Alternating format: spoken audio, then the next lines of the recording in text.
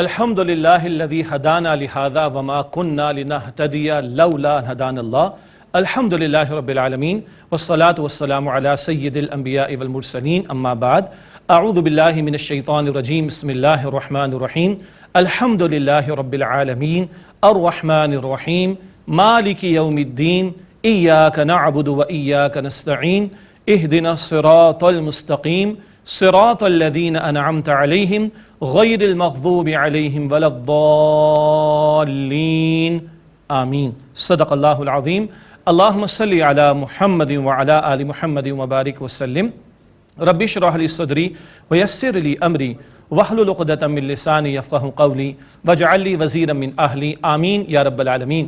ناظرین کرام السلام علیکم ورحمۃ اللہ وبرکاتہ۔ تمام عالم اسلام کو ماہ رمضان مبارک کی آمد مبارک ہو۔ اللہ تعالیٰ سے دعا ہے کہ اللہ تعالیٰ ہم سب کو ایمان عافیت سلامتی کے ساتھ یہ ماہ مبارک گزارنے کی توفیق عطا فرمائے۔ کیو ٹی وی کو یہ اعزاز حاصل ہے کہ گزشتہ چند برسوں سے الحمدللہ ماہ رمضان جو کہ نزول قرآن حکیم کا مہینہ ہے، اس کی مبارک راتوں میں یہ سعادت میسر آئی ہے الحمدللہ کیو ٹی وی کو کہ قرآن پاک کا مکمل ترجمہ مختصر تشریح کے ساتھ آپ کی خدمت میں پیش کیا جا رہا ہے۔ ذالک فضل اللہ یؤتیہ من یشاء، یہ محض اللہ کا فضل ہے، جس کو چاہے وہ عطا فرما دے۔ اسی کی توفیق سے ماہ مبارک ملا ہے اور اسی کی توفیق سے آج ہم دورہ ترجمہ قرآن کا آغاز کر رہے ہیں۔ نزول قرآن کا مہینہ ہے، کیا اچھا ہو کہ ایک طرف قرآن پاک کی تلاوت کی جا رہی ہے، اس کی سماعت ہو رہی ہے، تو ساتھ ساتھ اس موقع پر دورہ ترجمہ قرآن کے اس پروگرام میں ہم قرآن پاک کا ترجمہ بھی جانیں، اس سے ہدایت حاصل کریں تاکہ ہماری زندگیوں میں بہتری آ سکے، ہمیں ہدایت مل سکے۔ اللہ کا نام لے کر اسی کی توفیق سے آج سے ہم دورہ ترجمہ قرآن کا آغاز کریں۔ روزانہ کیو ٹی وی پر آپ لائیو یہ پروگرام ملاحظہ فرمائیں گے پاکستانی وقت کے مطابق 9:30 بجے سے لے کر رات 12 بجے تک، اور انشاءاللہ تعالی 29 راتوں میں انشاءاللہ اللہ کے فضل و کرم سے ہم اس ماہ مبارک میں قرآن پاک کی تکمیل کریں گے۔ سب سے پہلے قرآن پاک کے 2 آداب جو ہم جانتے ہیں، تعوذ، اعوذ باللہ من الشیطان الرجیم، قرآن پاک میں اس کا حکم ہے۔ سورہ نحل کی آیت نمبر 98، اذا قرأت القرآن فاستعذ باللہ من الشیطان الرجیم، جب آپ قرآن کی تلاوت کرنے لگیں تو کیا حکم دیا جا رہا ہے؟ قرآن پاک کی تلاوت کے آغاز میں اللہ تعالیٰ کی پناہ حاصل کرو، شیطان مردود سے بچنے کے لیے، وہ ہمارا دشمن ہے اور ہمیں ہدایت کے راستے سے روکنے کی کوششوں میں لگا ہوا ہے۔ تو پہلا ادب کیا ہے؟ اعوذ باللہ من الشیطان الرجیم، میں اللہ تعالیٰ کی پناہ طلب کرتا ہوں شیطان مردود سے، جو کہ رحمت الہی سے رد کر دیا گیا، دور کر دیا گیا۔ دوسرا ادب ہے تسمیہ، بسم اللہ الرحمن الرحیم، پہلی وحی جو نبی اکرم صلی اللہ علیہ وسلم کو عطا کی گئی، سورہ علق کی پہلی 5 آیات، اس کی پہلی آیت میں ادب بتایا گیا، اقرأ بسم ربک الذی خلق، پڑھیے اپنے رب کے نام سے جس نے پیدا فرمایا۔ تو اہم کاموں کا آغاز، نیک کاموں کا آغاز، خیر کے کاموں کا آغاز، عمومی کاموں کا آغاز اللہ تعالیٰ کے نام سے ہونا چاہیے، اور قرآن پاک کا یہ ادب بھی ہے کہ اس کی تلاوت کے آغاز میں بسم اللہ الرحمن الرحیم پڑھ لیا جائے۔ اب آئیے ہم سورۃ الفاتحہ کا مطالعہ شروع کرتے ہیں۔ ایک مرتبہ ترجمہ پہلے میں آپ کے سامنے رکھتا ہوں، پھر اس کی فضیلت اور تھوڑی سی تشریح آپ کے سامنے رکھیں گے انشاءاللہ۔ الحمدللہ رب العالمین، تسمیہ کا ترجمہ بھی کر دیں، ویسے تو یاد ہے ہمیں، بسم اللہ الرحمن الرحیم، اللہ کے نام سے جو نہایت رحم فرمانے والا، مسلسل رحم فرمانے والا ہے۔ اب سورۃ الفاتحہ، الحمدللہ رب العالمین، تمام تعریف، تمام شکر اللہ سبحانہ وتعالی کے لیے ہے جو تمام جہانوں کا رب ہے۔ الرحمن الرحیم، بہت مہربان، نہایت رحم فرمانے والا ہے۔ مالک یوم الدین، بدلے کے دن کا مالک ہے۔ ایاک نعبد، اے اللہ ہم تیری ہی عبادت کرتے ہیں، وایاک نستعین، اور تجھ ہی سے مدد مانگتے ہیں۔ اہدنا الصراط المستقیم، ہمیں سیدھے راستے کی ہدایت عطا فرما۔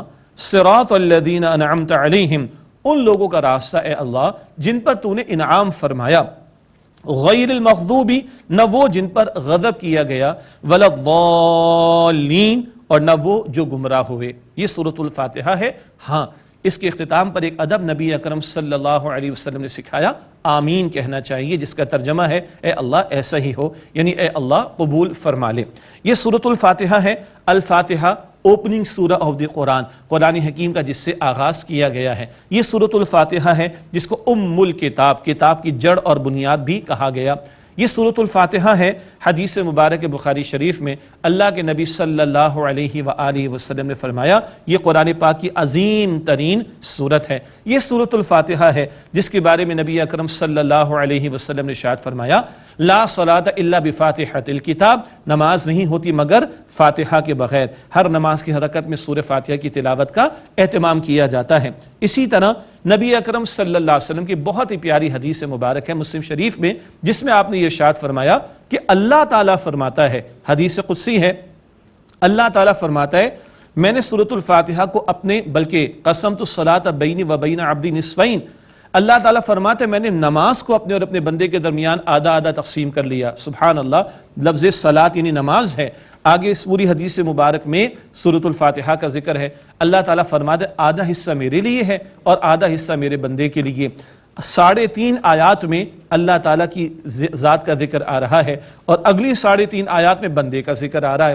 بندہ اللہ تعالیٰ کے حضور جب اس سورہ فاتحہ کی تلاوت کرتا ہے اللہ سنتا ہے، جواب دیتا ہے۔ اللہ تعالیٰ فرماتا ہے جب بندہ الحمدللہ رب العالمین پڑھتا ہے اللہ فرماتے میرے بندے نے میری حمد بیان کی۔ کہتا ہے الرحمن الرحیم بندہ تو اللہ تعالیٰ فرماتے میرے بندے نے میری ثنا بیان کی۔ بندہ کہتا ہے مالک یوم الدین، اللہ تعالیٰ فرماتے میرے بندے نے میری بزرگی بڑائی بیان کی۔ جب بندہ کہتا ہے ایاک نعبد و ایاک نستعین تو اللہ تعالیٰ فرماتا ہے یہ میرے اور میرے بندے کے درمیان آدھا آدھا ہے۔ سبحان اللہ۔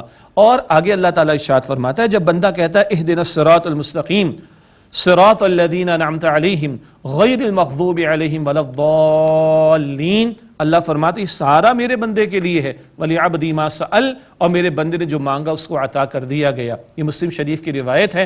کیا خوبصورت کلام ہے، ہر آیت پر جواب آتا ہے اور اللہ فرماتا ہے بندے نے جو مانگا وہ اس کو عطا کر دیا گیا۔ اس کو علماء نے تعلیم مسئلہ بھی کہا ہے، یعنی دعا مانگنے کا ادب بھی سورت میں سکھایا گیا۔ پہلے اللہ تعالیٰ کی بڑائی بیان کرو، اس کی عظمت کو بیان کرو، اس کی تعریف کو بیان کرو، پھر اللہ تعالیٰ سے دعا کرو۔ اس سورۃ الفاتحہ میں ہمارے دین کے جو 3 بنیادی عقائد ہیں، توحید اس کا ذکر بھی ہے، آخرت اس کا بیان بھی ہے، اور رسالت کے عقیدے کی طرف بھی اشارہ ہے۔ اور اہم ترین دعا کس بات کی ہے؟ ہدایت مانگنے کی دعا، اس کا ذکر بھی یہاں پر اس سورۃ الفاتحہ میں ہمارے سامنے آتا ہے۔ ایک اور انداز سے دیکھیں تو سورۃ الفاتحہ میں ایک سلیم الفطرت انسان کے جذبات کو اللہ تعالیٰ نے بیان فرمایا۔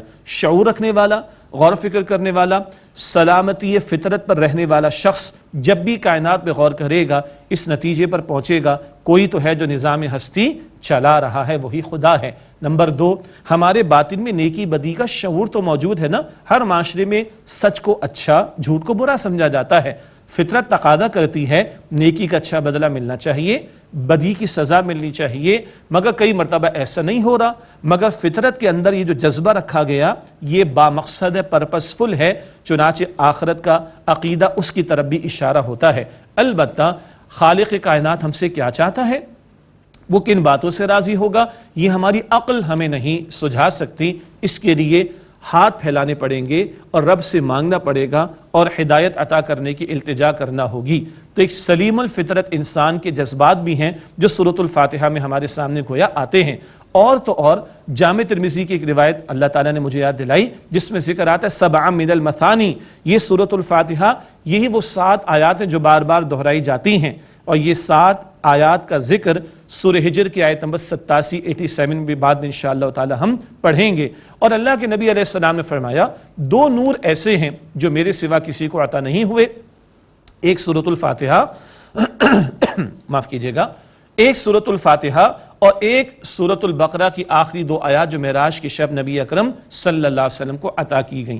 بہت ساری باتیں ہو گئیں، انشاءاللہ سورہ ہجر کی آیت نمبر 87 کا مطالعہ کریں گے، تب بھی سورہ فاتحہ کی عظمتوں کا کچھ پہلو آپ کے سامنے رکھیں گے۔ اب آئیے پھر ترجمہ کرتے ہیں اور مختصر وضاحت آپ کے سامنے رکھتے ہیں۔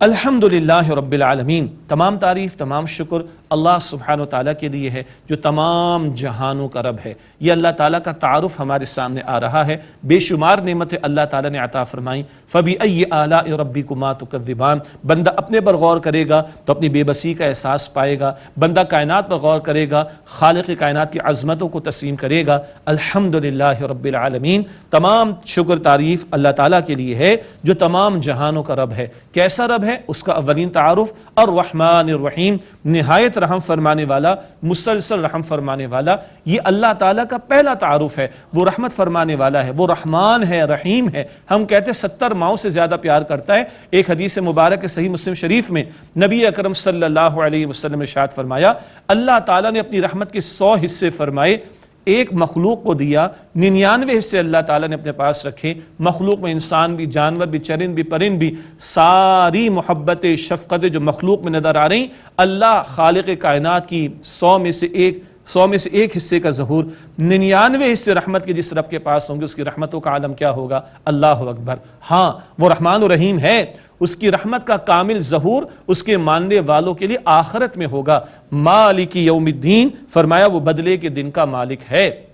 یہ دنیا عارضی ہے، ایک دن پلٹ کر اللہ سبحانہ و تعالیٰ کی طرف جانا ہے اور اس کے سامنے حاضری کے لیے کھڑا ہونا ہے اور اس دنیا کے معاملات کے حوالے سے جواب دہی کرنی ہے۔ یہ عقیدہ آخرت کا تذکرہ بھی آ گیا، توحید کا بیان بھی، آخرت کا بیان بھی، اللہ تعالیٰ کی عظمت کا بیان بھی آ گیا۔ یہ 3 آیات تو خالص اللہ سبحانہ و تعالیٰ کے لیے۔ اگلی آیت میں 2 باتیں ہیں، اللہ کا ذکر بھی ہے اور بندے کا تذکرہ بھی۔ ارشاد ہو رہا ہے ایاک نعبد، اے اللہ ہم تیری ہی عبادت کرتے ہیں، عبادت اللہ تعالیٰ کا حق ہے۔ وَإِيَّاكَ نَسْتَعِينُ، اور صرف تجھ ہی سے مدد مانگتے ہیں۔ مدد مانگنا یہ بندے کی محتاجی کا معاملہ، اللہ کا ذکر بھی اور بندے کا ذکر بھی، سبحان اللہ۔ اور نعبد اور نستعین، یہ عربی میں فعل مضارع ہے، اس میں حال اور مستقبل، پریزنٹ اور فیوچر دونوں کا ترجمہ ہوتا ہے۔ ہم کہیں کہ اے اللہ ہم تیری ہی عبادت کرتے ہیں، بہت بڑا دعویٰ۔ اگر دوسرا ترجمہ بھی ذہن میں رکھیں اور کرتے رہیں گے تو بات ذرا آسان اور ہلکی ہو جائے گی اور ایک ارادے کا معاملہ ہو جائے گا۔ صرف تجھ ہی سے مدد مانگتے ہیں، یہ حال کا ترجمہ بہت بڑا دعویٰ، لیکن اگر مدد مانگتے رہیں گے یہ تصور بھی ذہن میں رکھیں تو بات ذرا ہلکی ہو جائے گی، ورنہ دعوے تو بہت بڑے ہم کر جاتے ہیں۔ ایاک نعبد، اے اللہ ہم تیری ہی عبادت کرتے ہیں اور کرتے رہیں گے، وایاک نستعین، اور تجھ ہی سے مدد مانگتے اور مانگتے رہیں گے۔ خالق کو پہچاننا اور اس کی بندگی بجا لانے کا اقرار کرنا، یہاں تک تو بات پہنچ گئی۔ البتہ یہ جو اللہ کی عبادت ہے یہ اس کی استعانت کے بغیر ممکن نہیں، تو اسی سے دعا مانگنی۔ ہر فرض نماز کے بعد نبی اکرم صلی اللہ علیہ وسلم نے دعا سکھائی، اللہم اعنی علی ذکرک و شکرک و حسن عبادتک، اے اللہ میری مدد فرما اپنے ذکر کے لیے اور اپنے شکر کے لیے اور اپنی عمدہ عبادت کے لیے۔ اس دعا کو ترجمے کے ساتھ ذہن میں رکھتے ہوئے ہمیں ہر نماز کے بعد مانگنا چاہیے۔ 4 آیات ہو گئیں۔ ہاں اللہ تعالیٰ کی عبادت کیسے کی جائے یہ ہمیں سمجھ نہیں آ سکتی عقل سے۔ خالق کو پہچاننا ممکن ہے، آخرت کا احساس کرنا ممکن ہے، مگر آخرت کی تیاری کیسے کرے، اللہ کو کیسے مانے، اللہ کی عبادت کیسے کریں، یہاں بندہ محتاج ہے کہ ہاتھ پھیلائے اور اللہ سے ہدایت کی دعا کرے، جو ہدایت اللہ نے وحی کی صورت میں انبیاء علیہم السلام کے ذریعے عطا فرمائی۔ اب اگلی 3 آیات میں سب کچھ بیان بندے کے لیے، بندے کی حاجت کا بیان، بے بسی کا بیان، ضرورت کا بیان، اور اہم ترین دعا تعلیم کی جا رہی ہے۔ اہدنا الصراط المستقیم، اے اللہ ہمیں سیدھے راستے کی ہدایت عطا فرما۔ سیدھا راستہ وہ جو اللہ تعالیٰ تک ہمیں لے جائے۔ حدیث مبارک ہے، نبی اکرم صلی اللہ علیہ وسلم نے ارشاد فرمایا جامع ترمذی میں، وَهُوَ الصِّرَاطُ الْمُسْتَقِيمُ، یہ قرآن حکیم ہی سیدھا راستہ ہے۔ اس کی ہم دعا کر رہے ہیں، لیکن یاد رہے کہاں تک ہدایت چاہیے؟ جنت میں داخلے تک ہدایت کی ضرورت۔ ابتدا میں میں نے وہ دعائیہ کلمات اور شکر کے ترانے کے کلمات آپ کے سامنے پڑھے تھے۔ سورۃ الاعراف میں ذکر آتا ہے آیت نمبر 43 میں، جب جنت والے اللہ تعالیٰ کے فضل سے جنت پہنچیں گے تو کیا ان کی زبان پر شکر کا ترانہ ہوگا؟ الحمدللہ الذی ہدانا لہذا وما کننا لنہتدی لولا ان ہدانا اللہ۔ تمام شکر تعریف اللہ سبحانہ وتعالیٰ کے لیے جس نے یہاں جنت میں داخلے تک کی ہدایت عطا فرما دی، اور ہم ہرگز ہدایت پانے والے نہ ہوتے اگر اللہ تعالیٰ ہی نے ہمیں ہدایت نہ دی ہوتی۔ کہاں تک محتاج ہے ہدایت کی؟ جنت میں داخلے تک، اور دنیا میں رہتے ہوئے زندگی گزارنے کا سلیقہ معلوم ہو جائے، انفرادی سطح کے معاملات کے لیے رہنمائی مل جائے۔ آج کلیکٹیو لیول پر ہم زندگی گزار رہے ہیں، ریاستوں کا تصور موجود ہے، مرد اور عورت کے درمیان کیا توازن ہوگا، آجر اور اجیر، امپلائر امپلائی کے درمیان کیا توازن ہوگا، حاکم اور محکوم، حکمراں اور رعایا کے درمیان کہاں توازن ہوگا، انسانی عقل نہیں بتا سکتی۔ خالق سے ہی التجا کرنا ہوگی جس نے مرد اور عورت دونوں کو پیدا کیا، امیر اور غریب دونوں کو پیدا کیا، حاکم اور محکوم دونوں کو پیدا کیا، آجر اور اجیر دونوں کو پیدا کیا۔ وہی عطا کرے گا وہ تعلیم وحی کے ذریعے جس کے ذریعے انسانیت کو ہدایت واقعتاً اور توازن زندگی کے معاملات میں میسر آ سکے گا۔ ہاں صرف ہدایت کا راستہ نہیں، ہدایت یافتہ لوگوں کا ذکر بھی ہے آگے۔ صراط الذین انعمت علیہم، راستہ اے اللہ ان لوگوں کا جن پر تو نے انعام فرمایا۔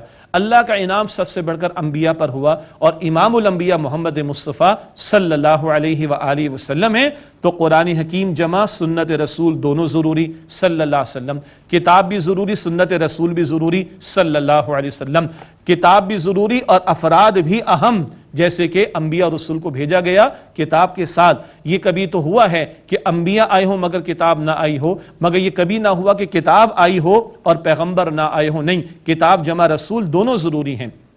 تو انعام یافتہ لوگوں میں سب سے بڑھ کر نبی مکرم صلی اللہ علیہ وسلم، اور سورہ نساء کی آیت نمبر 69 میں اللہ تعالیٰ نے 4 گروہوں کا ذکر فرمایا، انبیاء، صدیقین، شہداء اور صالحین۔ وہاں تفصیل آئے گی سورہ نساء آیت نمبر 69 میں انشاءاللہ۔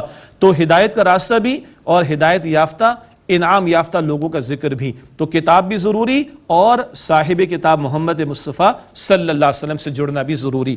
غیر المغضوب علیہم، نہ وہ کہ جن پر غضب کیا گیا، ولا الضالین، اور نہ وہ جو گمراہ ہوئے۔ غضب کس پر ہوا؟ سورۃ البقرہ میں تفصیل آئے گی، یہود، اور گمراہ کون ہوئے؟ سورہ آل عمران میں تفصیل آئے گی، نصارہ۔ اور مسند احمد کی حدیث میں نبی اکرم صلی اللہ علیہ وسلم نے ارشاد فرمایا، یہود پر غضب ہوا، نصارہ گمراہ ہوئے۔ البتہ ہر مسلمان ہر نماز کی ہر رکعت میں سورہ فاتحہ کی تلاوت کرتا ہے یا سنتا ہے تو توجہ رہے، ہمیں یہ کیوں بار بار دہرانے کو کہا جا رہا ہے؟ پہلے وہ امت مسلمہ تھے مگر گمراہی میں مبتلا ہوئے، کتاب پر سے پشت ڈال دی، پیغمبروں کی تعلیم کو فراموش کیا، دنیا کی محبت میں ڈوبے، من چاہی باتوں کو دین کے طور پر اختیار کیا، تو ان پر غضب بھی ہوا، وہ گمراہ بھی ہوئے۔ یہ کلیئرٹی ہمیں عطا کی جا رہی ہے کہ یہ کرتوت نہ کرنا جس کی وجہ سے یہود و نصارہ مغضوب علیہم اور ضالین ہوئے۔ اس کے بعد ہم کہتے آمین، بخاری شریف کی روایت ہے کہ جس کی آمین فرشتوں کی آمین کے ساتھ مل جائے گی، سبحان اللہ، اس کے گناہ معاف کر دیے جائیں گے، یہ ایک ادب بھی بتایا گیا۔ یہ سورۃ الفاتحہ ہے، اور توحید، رسالت اور آخرت کا ذکر بھی آ گیا، سلیم الفطر انسان کے جذبات کی ترجمانی کا بھی ذکر آ گیا، اللہ رب العالمین کی عظمت اور بندے کی محتاجی کا بیان بھی آ گیا، اور اللہ کا حق کیا بیان ہوا، اس کی عبادت کی جائے 24 گھنٹے، اس کی تفصیل آئندہ آتی رہے گی، اور اہم ترین دعا کیا سکھا دی گئی، وہ ہدایت کی دعا ہے جس کے ہم سب سے بڑھ کر محتاج ہیں۔ اللہ تعالیٰ اپنے ہدایت یافتہ بندوں میں ہمیں شامل فرمائے۔ سورۃ الفاتحہ تو مکی سورت ہے، البتہ سورۃ الفاتحہ کے بعد 4 طویل مدنی سورتیں آ رہی ہیں، البقرہ، آل عمران، النساء، المائدہ۔ اب ہم آغاز کر رہے ہیں سورۃ البقرہ کا، مدنی سورت ہے، ہجرت مدینہ کے بعد اس کا نزول ہوا، اور یہ طویل ترین مدنی سورت ہے، 286 آیات اور 40 رکوعوں پر مشتمل، اور 2 امتوں کا ذکر ہے، سابقہ امت بنی اسرائیل اور ان میں سے یہود کا ذکر زیادہ ہے، اور پھر نبی اکرم علیہ السلام کی امت کا ذکر بھی ہمارے سامنے آئے گا انشاءاللہ تعالی۔ ایک اور اہم نقطہ، یہ مدنی سورت ہے، ہجرت مدینہ کے بعد نازل ہوئی، تو ذہن میں رکھیے گا 2/3 قرآن کم و بیش پہلے نازل ہو چکا ہے، نزول کی ترتیب کے اعتبار سے مکی صورتیں پہلے آئیں، اور وہ تقریباً 2/3 قرآن پاک ہے۔ چنانچہ جب ہم مطالعہ کریں گے آگے چل کر تو اشارہ آئے گا کہ زیادہ تفصیلات مکی صورتوں میں آئیں گی۔ تو مدنی صورت ہے البقرہ، 2/3 قرآن مکی صورتوں کی شکل میں نازل ہو چکا، تو بہت ساری تفصیلات آگے چل کر مکی صورتوں میں ہم سمجھیں گے انشاءاللہ۔ اس صورت کے پہلے 4 رکوعوں میں اللہ تعالیٰ نے قرآن حکیم کی بنیادی ہدایت ہمارے سامنے رکھی ہے، مطالعہ کرتے جائیں گے اور مضامین ہمارے اور آپ کے سامنے آتے چلے جائیں گے۔ سورۃ البقرہ کا آغاز کرتے ہیں، پہلا رکوع ہے، اللہ تعالیٰ نے متقین کا ذکر کیا، قرآن پاک کی ہدایت سے کن لوگوں کو فائدہ ملے گا ان کا ذکر، اور کون محروم کر دیے جائیں گے تکبر و تعصب میں مبتلا ہو جانے کی وجہ سے، ایسے کافروں کا ذکر بھی اس سورت کے پہلے رکوع میں ہمارے سامنے آ رہا ہے۔ بسم اللہ الرحمن الرحیم، الف لام میم، یہ حروف مقطعات ہیں، ان کو علیحدہ علیحدہ ہم پڑھتے ہیں، ان کے مفاہیم اور معنی بیان نہیں کیے گئے، یہ مفہوم اللہ تعالیٰ اور رسول اکرم صلی اللہ علیہ وسلم کے درمیان ایک راز ہے۔ ہاں، مفہوم تو نہیں معلوم، تلاوت کرتے تو ثواب ملتا ہے، معلوم ہوا بغیر سمجھے بھی تلاوت کی جائے تو اجر ملتا ہے۔ جامع ترمذی شریف کی روایت ہے، الف 1 حرف ہے، لام 1 حرف ہے، میم 1 حرف ہے، اور ہر حرف کی تلاوت پر 10 نیکیاں عطا ہوتی ہیں۔ آگے ارشاد ہوا، ذالک الکتاب لا ریب فیہ، یہ وہ کتاب ہے اس میں کوئی شک نہیں۔ ایک اشارہ تم دعا کرتے ہو، اللہ پورا کلام تمہارے سامنے رکھ رہا ہے، ہدایت کے طور پر عطا فرما رہا ہے، اور یہ دنیا کا واحد کلام ہے جو اس دعوے کے ساتھ شروع ہوتا ہے، اس میں کوئی شک نہیں، دنیا کی بڑی سے بڑی ریسرچ جو ہے وہ چیلنج کی جا سکتی ہے، اس میں تبدیلی بھی ہو جاتی ہے، کوئی دعویٰ نہیں کرتا کہ میری اس کتاب میں کوئی تبدیلی نہیں ہو سکتی، یہ اللہ ہی کا دعویٰ ہے، اللہ تعالیٰ کا سچا کلام ہے جو فرما رہا ہے اللہ کہ لا ریب فی، اس میں کوئی شک نہیں، ہدی للمتقین، متقین کے لیے ہدایت ہے۔ یہ قرآن پاک کا پہلا تعارف آ گیا، اس سے ثواب ملتا ہے، برکت بھی تم لے لو، مگر یہ ہدایت کی کتاب ہے، جانو تو صحیح اس میں کیا لکھا ہے، معلوم تو کرو اللہ تعالیٰ کیا چاہتا ہے۔ ہاں ہدایت دینا چاہتے ہو کن کو ملے گی؟ متقین کو۔ ماہ رمضان کے روزوں کی فرضیت تو ہے، اور روزوں کی حکمت بھی قرآن پاک بیان فرماتا ہے۔ سورۃ البقرہ کی آیت نمبر 183 183 لعلکم تتقون، تاکہ تم میں تقوی پیدا ہو جائے، روزہ رکھو تقوی پیدا کرو، رات میں قرآن سنو سمجھو تاکہ تمہیں ہدایت ملے۔ کیا پیارا ربط ہے ماہ رمضان کے روزوں کا اور رات کے قیام کا، سبحان اللہ۔ ہدی للمتقین، یہ متقین کے لیے ہدایت ہے۔ کون ہوتے متقین؟ جا بجا قرآن پاک میں ذکر آ رہا ہے، البتہ چند صفات یہاں پر بیان ہو رہی ہیں۔ نمبر 1، الذین یؤمنون بالغیب، وہ جو غیب پر ایمان رکھتے ہیں۔ سبحان اللہ، ایمان والوں کا ویژن بہت بڑا ہوتا ہے، وہ اس ظاہر کی چھوٹی سی عارضی دنیا کے بندے اور غلام نہیں بنتے، ہمیشہ کی زندگی کا آخرت کا بھی تصور رکھتے ہیں، غیب پر ایمان رکھتے ہیں۔ یقیمون الصلاۃ، اور وہ نماز قائم کرتے ہیں، محض ایمان کا دعویٰ نہیں کرتے، ان کا عمل ثبوت پیش کرتا ہے، نماز قائم کرتے ہیں۔ وَمِمَّا رَزَقْنَاهُمْ يُنْفِقُونَ، اور جو ہم نے انہیں رزق میں سے عطا فرمایا اس میں سے خرچ کرتے ہیں، یعنی جسم کو بھی اللہ کی بندگی میں لگاتے ہیں اور مال بھی اللہ کی بندگی کے لیے خرچ کرتے ہیں، جسمانی عبادات بھی انجام دیتے ہیں اور مالی عبادات بھی انجام دیتے ہیں، ایمان کا فقط دعویٰ نہیں کرتے، عمل کے تقاضے بھی پورے کرتے ہیں۔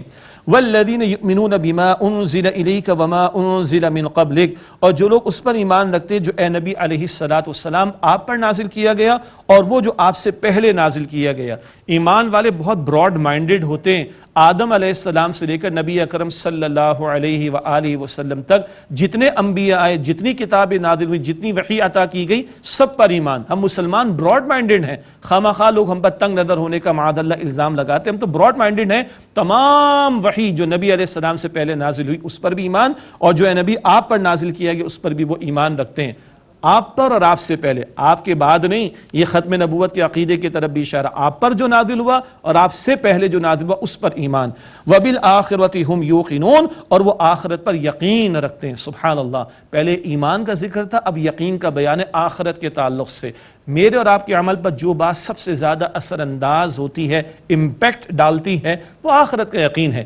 موت کا اگر یقین ہے، کل کی جواب دہی کا احساس ہے، تو آدمی کا عمل سیدھا رہے گا۔ یہ صفات ہوئیں، ان کے بارے میں فرمایا اولئک علی ھدی من ربہم، یہی لوگ اپنے رب کی طرف سے ہدایت پر ہیں، وَأُولَئِكَ هُمُ الْمُفْلِحُونَ، اور یہی لوگ فلاح پانے والے ہیں، یعنی اصل میں ان کو کامیابی ملے گی، یہ ہیں متقین۔ اور جب قرآن پاک کی انقلابی دعوت سامنے آئی تو یہ اولین لوگ ہیں جنہوں نے آگے بڑھ کر قبول کیا اس انقلابی دعوت کو، اور یہ صفات کے حاملین متقین ہیں جن کو قرآن پاک سے ہدایت ملے گی۔ اللہ تعالیٰ انہی لوگوں میں ہمیں شامل فرمائے۔ اس کے برعکس ایک اور گروہ ہے جنہوں نے جانتے بوجھتے حق کا انکار کیا، جیسے کہ ابو جہل جیسے لوگ۔ ارشاد ہوا ان الذین کفروا سواء علیہم، بے شک جن لوگوں نے کفر کیا ان کے حق میں برابر ہے، اَأَنذَرْتَهُمْ أَمْ لَمْ تُنذِرْهُمْ لَا يُؤْمِنُونَ، خواہ اے نبی علیہ السلام آپ انہیں ڈرائیں یا نہ ڈرائیں وہ ایمان نہیں لائیں گے۔ کون سے کافر؟ جو تکبر میں مبتلا ہو گئے، تعصب میں مبتلا ہو گئے، حسد میں مبتلا ہو گئے، دنیا کی لذتوں میں مبتلا ہو کر حق کی روش، جو حق کے انکار کی روش پر آ گئے، ان کو اب ہدایت نہیں ملے گی۔ انہوں نے خود جانتے بوجھتے ضد کی روش اختیار کی ہے، ہاں ان کے حق میں برابر ہے۔ حضور علیہ السلام کو دعوت و تبلیغ سے نہیں روکا گیا، ایک داعی اپنے کام کو جاری رکھے، ہاں جو ہٹ دھرمی پر آ گیا اس کو زبردستی ہدایت نہیں دی جائے گی۔ یہاں اللہ تعالیٰ کے قانون ہدایت کی شق بیان ہو رہی ہے۔ ختم اللہ علی قلوبہم وعلی سمعہم، اللہ تعالیٰ نے ان کے دلوں پر اور ان کے کانوں پر مہر لگا دی۔ کب مہر لگی؟ جب انہوں نے جانتے بوجھتے رد کیا۔ ابو جہل سے پوچھا جاتا تھا کیا محمد مصطفیٰ صلی اللہ علیہ وسلم جو کچھ پیش کر رہے ہیں وہ حق نہیں؟ وہ کہتا تھا حق ہے، پھر تو مانتا کیوں نہیں ہے؟ وہ کہتا میں چھوٹا ہو جاؤں گا، یہ بڑے ہو جائیں گے۔ سردار کہتا تھا اپنے آپ کو، وہ چودراہٹ چھوڑنا نہیں چاہتا تھا، سرداری چھوڑنا نہیں چاہتا تھا، یہ ضد کی وجہ سے مارے گئے۔ فرمایا وعلی ابصارہم غشاوہ، اور ان کی آنکھوں پر پردہ ہے، دلوں پر مہر، کانوں پر مہر اور آنکھوں پر پردہ۔ یہ جانتے بوجھتے انہوں نے حق کا رد کیا ہے، اور نہ صرف ایک رد کیا بلکہ حق کی دعوت کے مقابلے میں کھڑے ہوئے.